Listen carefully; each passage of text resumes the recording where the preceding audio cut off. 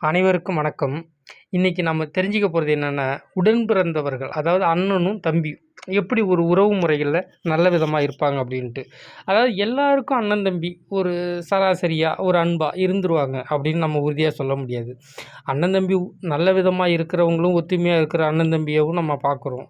அதே அண்ணன் தம்பிக்குள்ளே கடைசி வரைக்கும் எந்த விதமான பேச்சுவார்த்தையும் இல்லாமல் அடிதடி வம்பு வழக்கு அப்படியாப்பட்ட நம்ம அண்ணன் தம்பியவும் பார்க்குறோம்.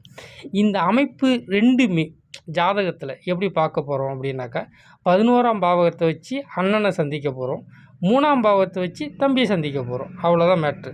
சரி, அந்த ஒரு கவிஞர் எப்படி எழுதுகிறார் அப்படிங்கிறத நம்ம பார்த்துட்டு நம்ம நேராக ஜோதிடத்துக்கு போயிடலாம்.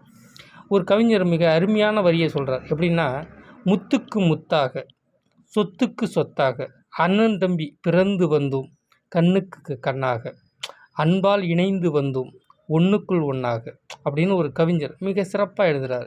சரி, இந்த அன்பால் இணைந்து வந்தோம் ஒன்றுக்குள் ஒன்றாக அப்படின்னா, அதுபோல் அண்ணன் தம்பி யாருக்கு அமைவாங்க? ஒரு லக்கணத்துக்கு 11ஆம் பாவகம், அதுதான் மூத்த சகோதரன் அமைப்பு. அந்த 11ஆம் பாவகத்தை வச்சு தான் இந்த சகோதரன் எப்படி இருப்பார், நம்மளுடைய உறவு முறை எப்படி இருக்கும் அப்படின்னு நம்ம தெரிஞ்சுக்க முடியும். இப்போ 11ஆம் பாவகாதிபதி இருக்கிறார்ல, அதனோட அதிபதி கிரகம், அந்த கிரகம் முதல்ல சுபத்துவமாக இருக்கணும். சரி, சுபத்துவம்னா என்ன? குருவோட பார்வையிலேயோ இணைவிலேயோ அந்த கிரகம் இருக்கணும். அப்படி இல்லைன்னா சுக்கிரனுடைய பார்வையிலேயோ இணைவிலேயோ அந்த கிரகம் இருக்கணும். தனித்த புதனோடையும் சேர்ந்துருக்கலாம், இல்லை பார்வையில் இருக்கலாம். அப்படி முதல்ல சுபத்துவமாக இருக்கணும். இரண்டாவதாக சகோதர காரகனாகிய செவ்வாய் சுபத்துவமாக இருக்கணும். அதே தான் எப்படி சுக்கிரனோட இணைந்தோ இல்லை பார்க்கப்பட்டோ இருக்கணும், அல்லது குருவால் பார்க்கப்பட்டோ இணைந்தோ இருக்கலாம், அல்லது வளர்ப்பிறை சந்திரனோட சேர்ந்தோ பார்த்தோ இருக்கணும். அப்படி இருந்துட்டா இந்த அன்பால் இணைந்து வந்தோம் ஒன்றுக்குள் ஒன்றாக அப்படிங்கிறது மாதிரி மூத்த சகோதரன் மிக சிறப்பான ஒருவராக இருந்து நம்மளுடைய இறுதி காலம் வரைக்கும் ரொம்ப அருமையாக இருப்பார். நமக்கு ஒரு அண்ணன் தம்பி போலவே ஒரு சிறப்பான ஒரு இடத்துக்கு வழி நடத்தக்கூடிய அதாவது தந்தைக்கு பிறகு வழி நடத்தக்கூடிய ஒரு சிறந்த அண்ணனாகவே அவர் நமக்கு இருப்பார். சரி, ஓகே, அண்ணன் தான் இல்லை, சரி தம்பினாச்சு அமைவாரப்பா அப்படின்னு நம்ம வந்துட்டோம்னா, அதே ராசி லக்னத்துக்கு 3ஆம் பாவக அதிபதி முதல்ல சுபத்துவம் ஆகணும். சுபத்துவம்னா அதே தான் குரு சுக்கிரன் வளர்பிறை சந்திரன், இவர்கள் யாராவது ஒருவருடைய தொடர்பில் இருந்தாலும் பரவாயில்ல, இல்லை இருவர்களுடைய தொடர்பில் இருந்தாலும் பரவாயில்ல, முதல்ல 3ஆம் பாவக அதிபதி சுபத்துவமாக ஆயிடணும். ரெண்டாவதாக சகோதர காரகனாகிய செவ்வாய் சுக்கிரனோட இணைந்தோ இல்லை சுக்கிரனால் பார்க்கப்பட்டோ அல்லது குருவோட இணைந்தோ பார்க்கப்பட்டோ அல்லது வளர்பிறை சந்திரனால் இணைந்தோ பார்க்கப்பட்டோ இருந்தால் தம்பியும் அப்படி தான் இருப்பார். எப்படி இருப்பார்?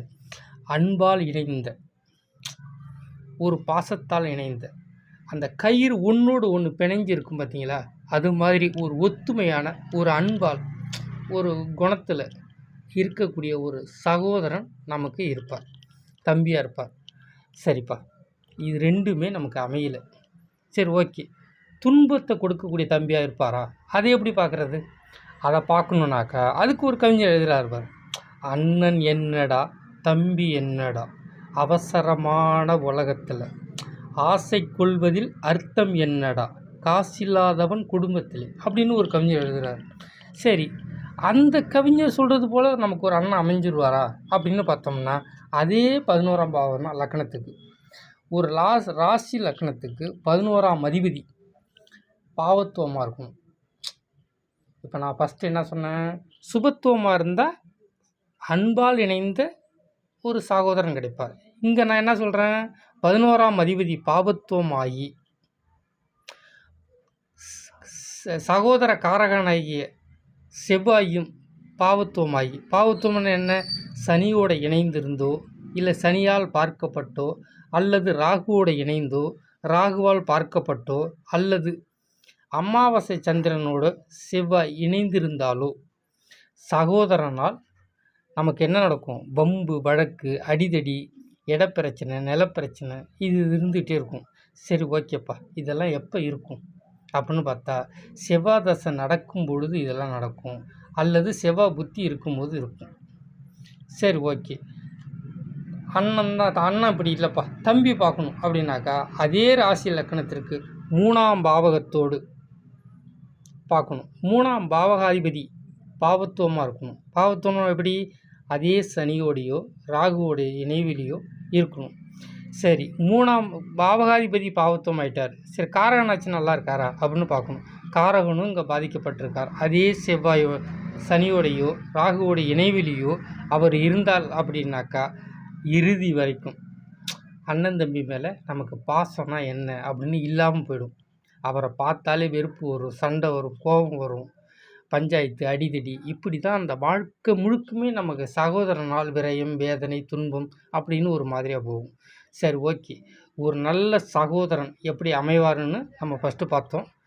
சகோதர ஒற்றுமை இல்லை அப்படிங்கிறத நம்ம 2வதாக பார்த்தோம். இது 2த்தையும் நோட் பண்ணி அனுபவத்தில் பாருங்கள், கரெக்டாக இருக்கும்.